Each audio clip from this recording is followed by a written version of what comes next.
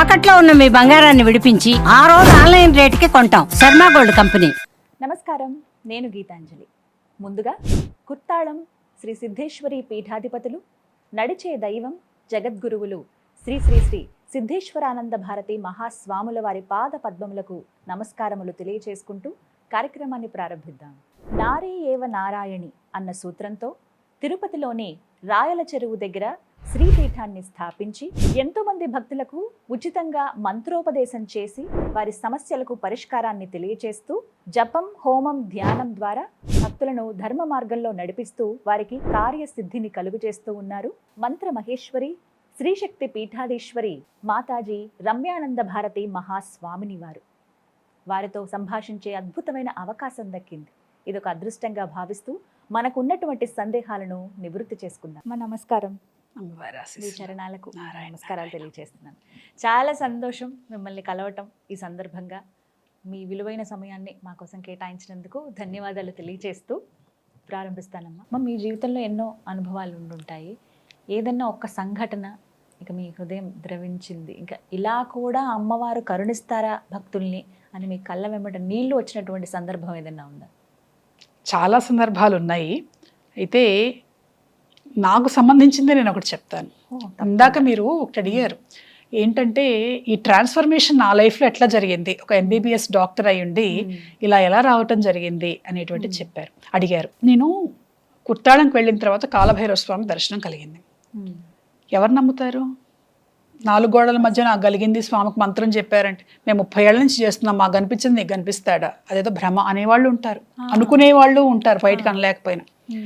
ఎట్లా అయితే నేను స్వామివారిని వెళ్ళి అడిగాను, ఏమిటి ఇలాగా, మరి నేను డాక్టర్ని ఇట్లా ఇలా వీళ్ళు అలా మాట్లాడుతున్నారు అనుకుంటారు, ఎవరు నమ్ముతారు? అసలు నమ్ముతారు. ఏదో 25 ఏళ్ళ అమ్మాయి డాక్టర్ చేసి ఇదిగో నాకు రాత్రి కాలభైరవ స్వామి కనిపించారంటే ఎవరు నమ్ముతారు ఏంటి అది అంటే, సరే ఇప్పుడు నీకు ఆ మంత్రం చెప్పింది, మార్గం చెప్పింది కాలభైరవుడు కదా, నేను కాదు కదా, వెళ్ళి ఆయన అడుగన్నారు. సరే కాలభైరవుని అడిగాను, స్వామి నువ్వేదో ఇట్లా చేస్తే అట్లాగా తీసుకొచ్చి నువ్వు నేను నిన్ను నమ్ముతాను, నువ్వు నేనంటే ఇష్టం కాబట్టి చెప్పావు, కానీ మనం ఉన్నది సమాజంలో, ఈ సమాజం ఎలాంటిది అని అంటే ఈరోజు నిరూపిస్తే కానీ దేవుడైనా నమ్మని సమాజంలో మనం ఉన్నాం స్వామి, ప్రూఫ్ కావాల్సిందే దేనికైనా కూడాను అని అన్నా. కొన్ని రోజులు ఒక వారం మహా అయితే మ్యాక్సిమం నేను పూర్ణిమ నాడు దీక్ష తీసుకున్నాను, అమావాస్య 15 రోజులు. ఆ రోజు హోమం జరుగుతూ ఉన్నది, నేను హోమం చేస్తూ ఉన్నాను. హోమం చేస్తూ ఉంటే స్వామివారు అన్నాను, ఇదిగో నువ్వు భైరవుడిని ఏదో అడుగుతున్నావుట కదా, ఆయన సమాధానం చెప్తున్నాడు చూడు అని అన్నారు. అందరూ చూస్తూ ఉన్నారు. హోమకుండంలో నుంచి ఒక రుద్రాక్ష ఎగిరి వచ్చి నా చేతుల్లో పడింది. అంటే ఆయన నా జీవితాన్ని ఆయన నిర్ణయించినటువంటి సంఘటనని ఇన్ని 100 మందికి 1000 మందికి చెప్పవలసినటువంటి అవసరం ఏమిటి? అంటే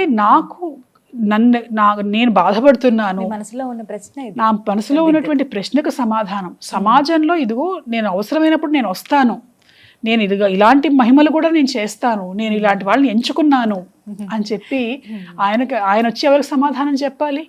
కానీ నా కోసం చెప్పాడు స్వామి, ఇంకా అంతకు మించి ఏం కావాలి అని అనిపించింది. ఇటువంటి ఎన్నో సంఘటనలు ఉన్నాయి.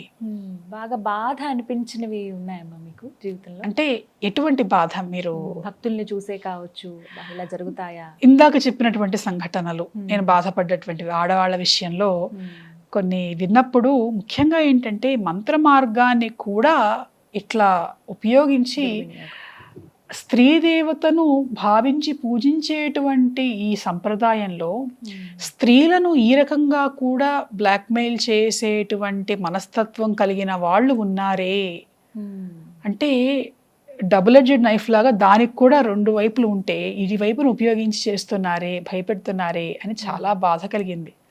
ఒక అమ్మాయి అయితే ఇంచుమించుగా ఆత్మహత్య చేసుకునేటువంటి పరిస్థితి దాకా వెళ్ళింది, ఎవరికీ చెప్పుకోలేదు.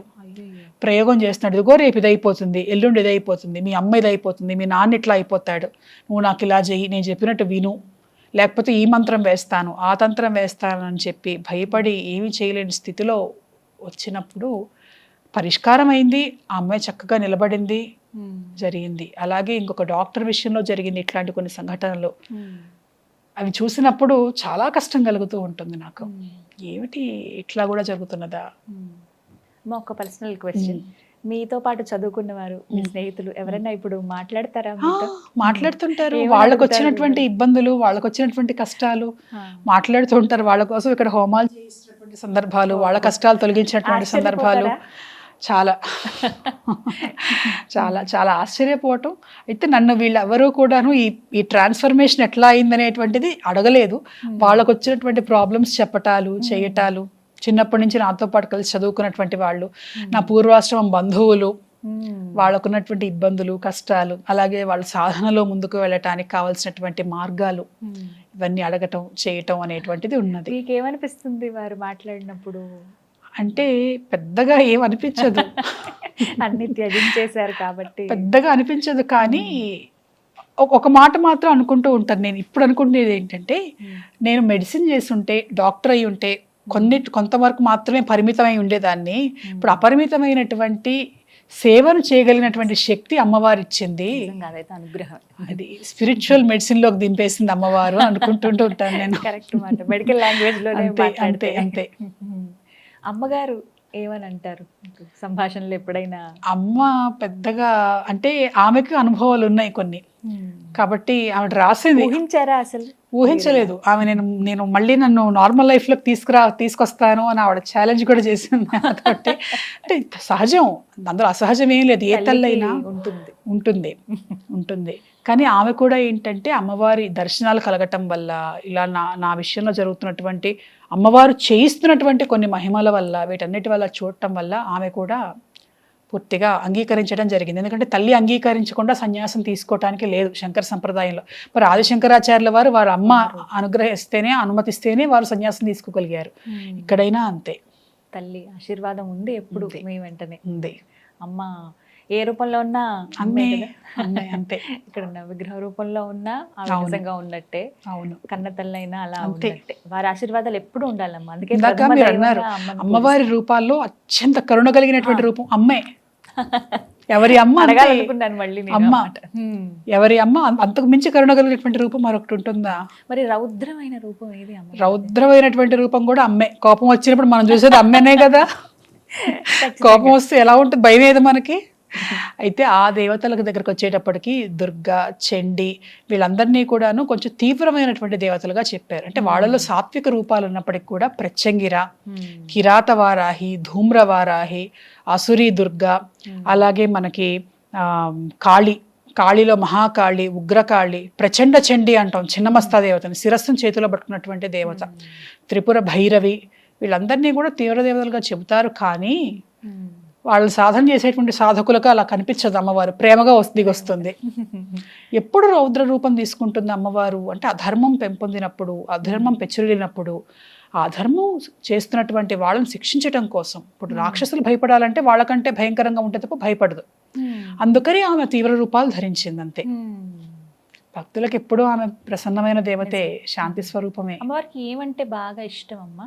పుష్పాలలో మాట్లాడుకుంటే అంటే ఇక్కడ మళ్ళీ కొంచెం వ్యత్యాసాలు ఉన్నాయి. ఏ రూపంలో ఉన్నటువంటి అమ్మవారు, ఉదాహరణకు సరస్వతీ దేవి అనుకోండి, దేవత ఏ వర్ణంతో ఉంటే ఆ రంగు పుష్పాలను ఎక్కువ ఇష్టపడుతుంది. సరస్వతీ దేవికి అయితే తెల్లటి పూలు, అలాగే దుర్గాదేవి అయితే అమ్మవారు ఎర్రగా ఉంటుంది కాబట్టి ఎర్రటి పూలు, లలితాదేవి అయితే ఆమె నామావళిలోనే చెప్పారు మందార పూలు, మందార కుసుమప్రియ, కదంబ కుసుమప్రియ, పాటలీ కుసుమప్రియ, ఇవన్నీ చెప్పారు. అలాగే మనం కాళీదేవి ఉన్నది, ఆమెకు కూడా అంతే. ఇంకా తీవ్రమైనటువంటి కొన్ని జిల్లేడు పూలు వంటివి కూడా వాడతారు అమ్మవారి దీనికి. అలాగే సాధారణంగా అందరూ ఇష్టపడేటువంటివి తామర పువ్వులు. మరి వాళ్ళు తామర పువ్వులో కూర్చొని ఉంటారు కదా దేవతలందరూ, దేవలోక పుష్పం అది. తామర పువ్వులను దేవతలందరూ ఇష్టపడతారు. నైవేద్యాలు కూడా మనం ఏ సంకల్పం చేశామో, ఏ రూపాన్ని ఆరాధించాము, దీన్ని బట్టి నైవేద్యం అనేటువంటిది మారుతుంటుంది. ఇప్పుడు ఉదాహరణకి మనం లలితా సహస్రనామావళిలోనే మనకు 6 రకాల నైవేద్యాల పైగా చెప్పారు. హరిద్ర అన్నము, గుడాన్నము, ముగ్ధోదనము, ఇవన్నీ కూడా చెప్పారు మనకి. అట్లానే ప్రధానంగా ఏమిటి అంటే పాయసాన్నము, పరమాన్నము, ఇవి అందరి దేవతలకి నివేదిస్తూ ఉంటారు. అంటే పాలు, అన్నం ప్రధానమైనటువంటివి అక్కడ. అన్నం పరబ్రహ్మ స్వరూపం అన్నప్పుడు సరే తినే ఏ పదార్థమైన అన్నమైనప్పటికీ కూడా మామూలుగా మనం చేసేటువంటి బియ్యం అన్నంతో దేవతలు ఇష్టపడతారు. చాలా చక్కగా వివరించారు. ప్రతి ఒక్కటి కూడా అమూల్యమైనవి, అందరూ తెలుసుకోవాల్సిన విషయాలు. చాలా సంతోషం అమ్మా. విలువైన సమయం ఇది మా కోసం కేటాయించారు. అదృష్టంగా భావిస్తున్నాం. మీరు మళ్ళీ అవకాశం దొరకాలని కూడా కోరుకుంటున్నాం. తప్పకుండా అమ్మవారి ఆశీస్సులు ఉంటాయి.